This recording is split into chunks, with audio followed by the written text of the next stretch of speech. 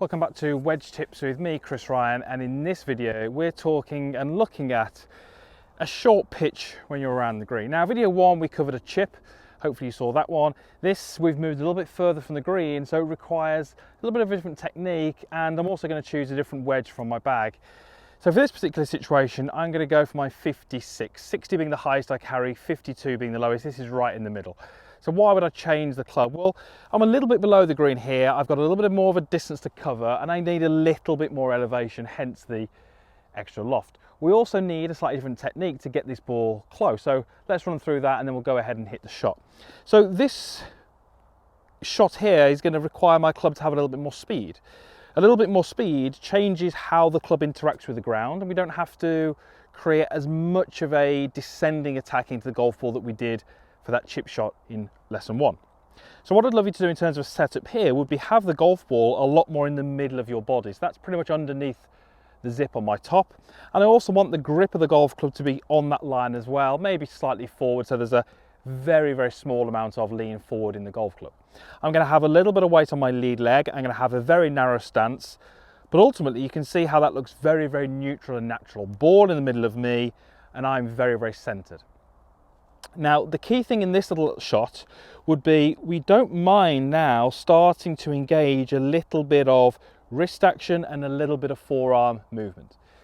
Matching that with a nice little bit of body rotation, both back and through, which is helping to move and carry the club through this motion. That first video, the golf club wasn't moving much more than about 2 feet back and 2 feet through, so we didn't need a huge amount of body movement. This one, the club is going to be traveling a little further, simply because we want the ball to be traveling a little further, and we need to match that with some body rotation.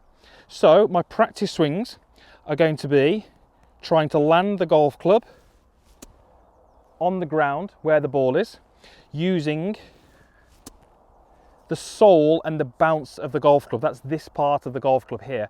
If that interacts with the ground, I'm going to get a very nice contact. What we don't want from this situation is divots. We don't want that leading edge digging in.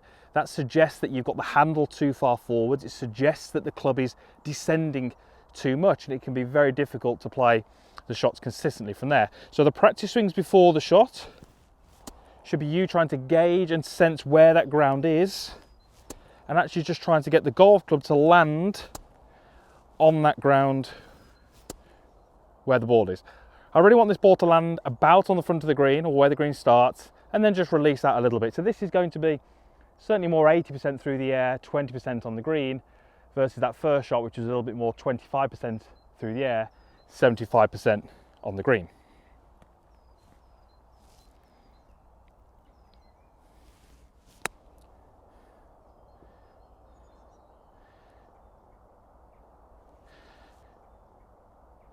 So pretty good result. I'll be happy with that. A little left, but good chance of making that putt.